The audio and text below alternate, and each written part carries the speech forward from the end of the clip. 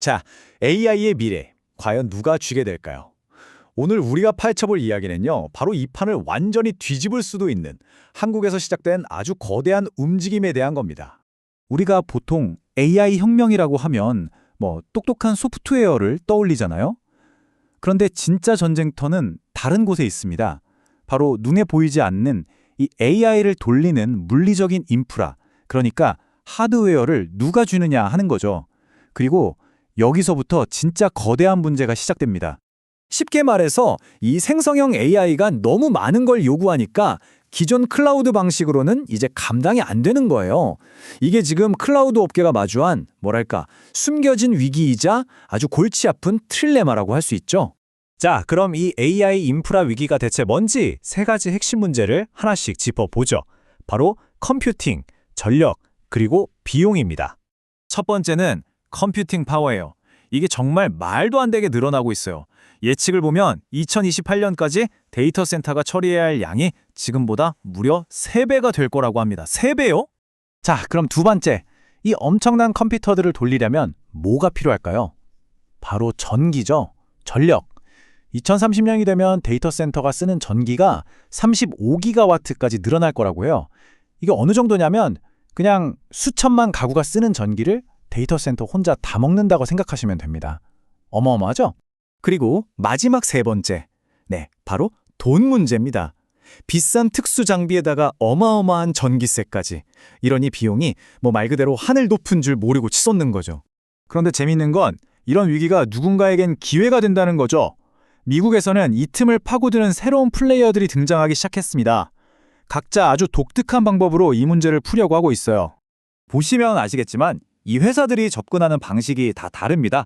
오라클은 원래 잘하던 데이터베이스 고객을 끌어들이고 코어이브는 아예 엔비디아 GPU만 전문으로 파고들죠. 또 아이렌 같은 곳은 우린 싼 전기로 승부 본다 이런 식이에요. 그러니까 이 거대한 문제를 한 조각씩 맡아서 해결하려는 거죠. 시장이 이렇게 잘게 쪼개지고 있다는 게 아주 흥미로운 지점입니다. 자, 그런데요. 미국 회사들이 이렇게 문제의 일부를 해결하려고 애쓰는 동안 한국에서는 훨씬 더 판을 뒤엎는 근본적인 움직임이 나타나고 있었습니다. 바로 오픈 AI, 삼성, 그리고 SK그룹이 손을 잡은 겁니다.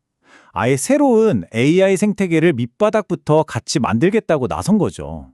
이런 그냥 우리한테 부품 좀 사줘 이런 수준의 얘기가 아니에요. 세계 최고의 AI 두뇌와 세계 최고의 메모리 반도체 제조사들이 아예 한 팀이 된 진짜 전략적인 동맹입니다. 이게 뭐가 그렇게 대단하냐고요? 보세요.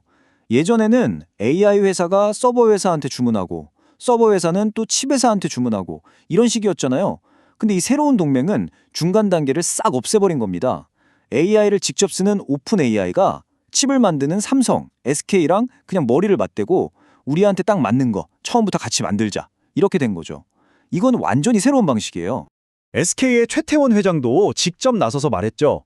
이건 그냥 거래가 아니다. 이건 기술 혁신을 위한 새로운 시작점이라고요. 그러니까 AI의 하드웨어부터 소프트웨어까지 모든 걸 아우르는 강력한 시너지를 만들겠다는 선언인 셈입니다.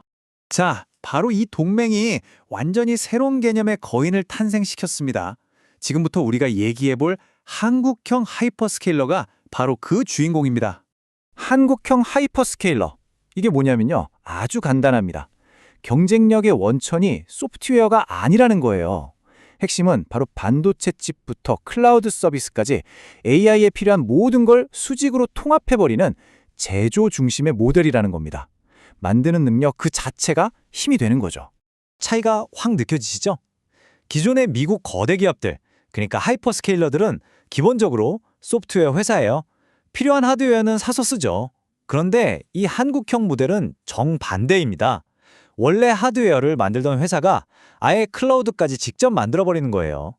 출발점 자체가 다른 겁니다. 이렇게 뭉치면 뭐가 좋을까요? 딱 세 가지 엄청난 장점이 생깁니다. 첫째, HBM 같은 핵심 부품 공급망을 그냥 꽉 쥐게 되죠. 둘째, 중간 유통 마진이 싹 사라지니 당연히 비용이 싸집니다. 그리고 마지막으로 하드웨어랑 소프트웨어를 처음부터 같이 설계하니까 효율이 극대화돼요.